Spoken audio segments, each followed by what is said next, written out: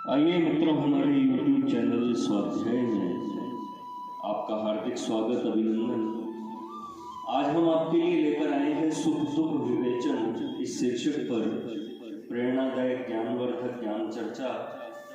अगर आपने हमारे चैनल को लाइक और सब्सक्राइब नहीं किया है तो आपसे निवेदन है, कृपया चैनल को लाइक और सब्सक्राइब अवश्य करें।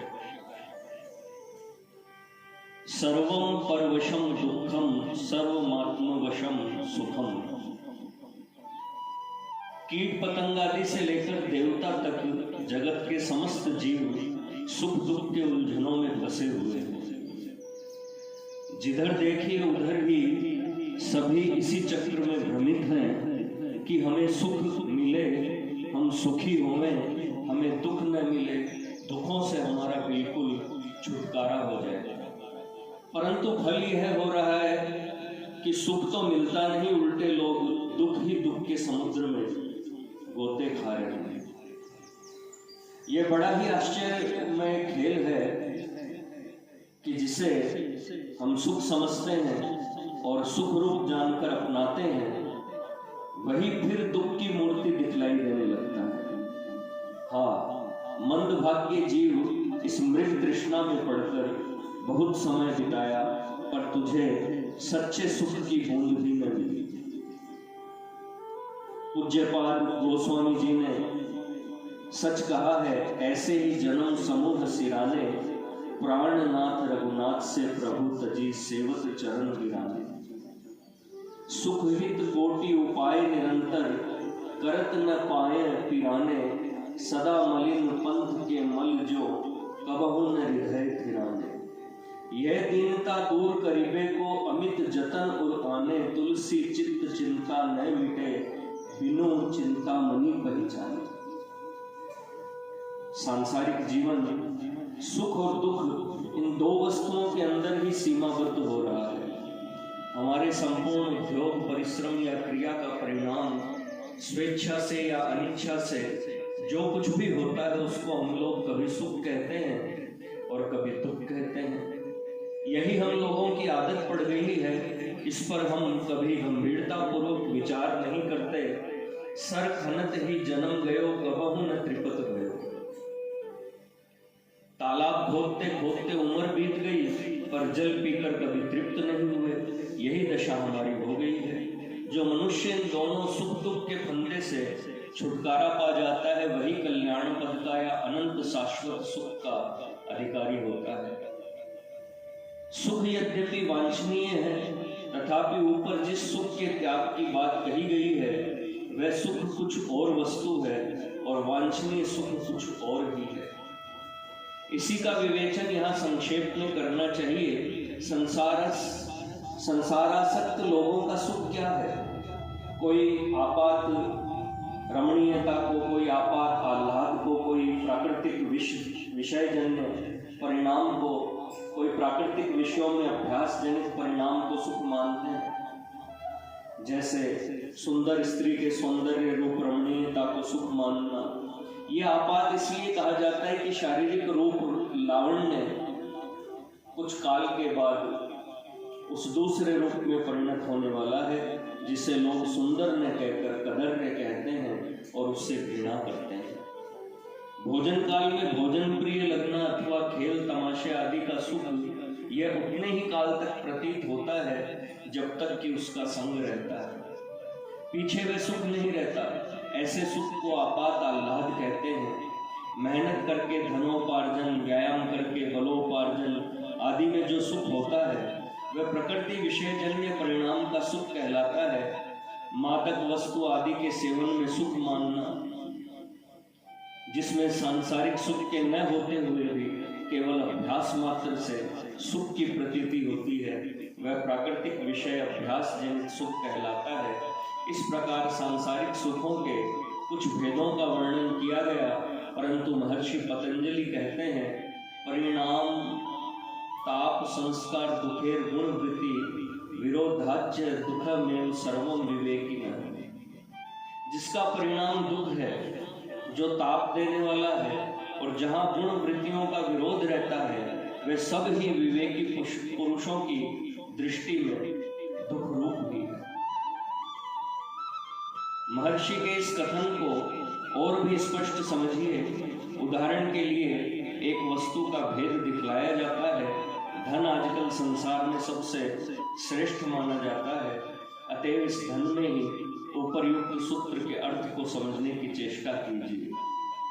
धन का परिणाम प्राय धन का परिणाम कलह है, कष्ट, मामला, मुकदमा, वैर, द्वेष, चोर डाकुओं का भय, प्राणनाश और अनेक प्रकार के प्रमादों का उत्पादन है। अंत में धन का वियोग भी होता है। भर्तृहरि जी कहते हैं, अवश्यम याता रस चिरतर मुषित्वापि विषया वियोगे को भेदस्तस्य यजति न जनो यत स्वयं ममून व्रजंत है स्वांतंत्रयात अतुल परितापाय मनसः स्वयं त्यक्तया ये तेषम सुख मनंतम विदधति। बहुत काल के सेवन किए हुए विषय आदि अवश्य जाने वाले हैं, उनके वियोग होने में कुछ भी संदेह नहीं है, पर फिर भी मनुष्य स्वयं उनका त्याग नहीं करते। जल विषय आदि मनुष्य को स्वयं जब विषय आदि मनुष्य को स्वयं त्याग कर चले जाते हैं तो उसे बहुत दुख होता है। जब विषय आदि मनुष्य को स्वयं त्याग कर चले जाते हैं तो उसे बहुत दुख होता है। जो मनुष्य इस विषय में सदा सावधान रहता है कि एक दिन विषय भोग हमें अवश्य त्याग देंगे, इसलिए इनका संग नहीं करना चाहिए, वह अनंत सुख और शांति को प्राप्त होता है। गोस्वामी जी भी जीव को चेतावनी देते हुए कहते हैं, मन पछिते हैं अवसर बीते, अंतम तो ही तजेंगे पामर क्यों न तजे अभूते। अब धन के ताप को समझिए। जिसके पास धन रहता है वह उसको सुरक्षित रखने के लिए सदैव चिंतित रहता है, धन कम न हो जाए, चोर डाकू उसे न ले जाए, हानि न हो, कहीं धन किसी में डूब न जाए इत्यादि संताप धन वाले को सदैव अंतःकरण में जलाया करते हैं। धन के संस्कार भी दुखदायी होते हैं। धनी पुरुष जब निर्धन होता है तब वह अपनी पहली धन की अवस्था का स्मरण करके अति दुखी होता है। अब गुण वृत्ति विरोध को देखिए। धन के द्वारा अंतःकरण में विभिन्न प्रकार के सुख भोग की वृत्तियां पैदा होती है। कभी सात्विक सुख के लिए धन व्यय की इच्छा होती है, कभी राजस सुख के लिए और कभी तामस सुख के लिए। इससे बहुधा अंतःकरण में इन वृत्तियों में युद्ध भी हुआ करता है। वृत्तियां अपनी अपनी और मन बुद्धि को खींचने लगती है।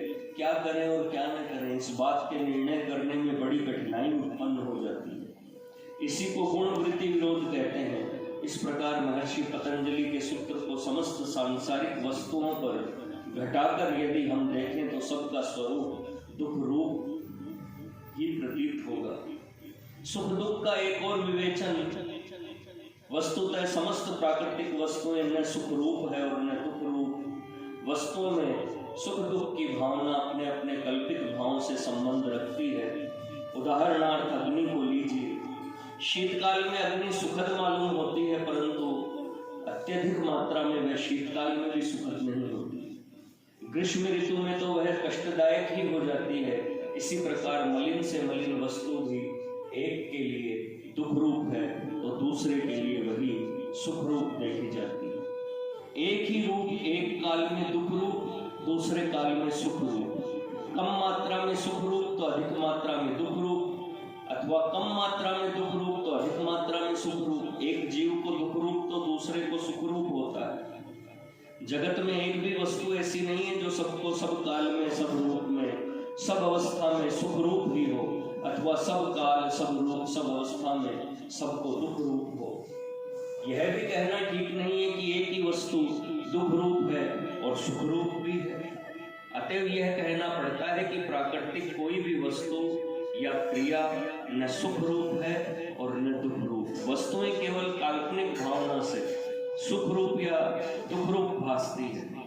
गंभीरता पूर्वक विचार करने से समस्त जागतिक पदार्थों की यही दशा प्रतीत होगी। जो इस सुख दुख के तत्व को समझकर अनुभव में लाता है वह कभी सुख दुखों के उलझनों में नहीं पड़ता, न कभी सुखी या दुखी ही होता है। उसका सच्चा आनंदमय जीवन हो जाता है। जैसे गीता में कहा है, न प्रहस्य प्रियम प्राप्य नो द्विजेत प्राप्य चा प्रियम स्थिर बुद्धिर सम्मोदो ब्रह्मविद ब्रह्मणि स्थित है।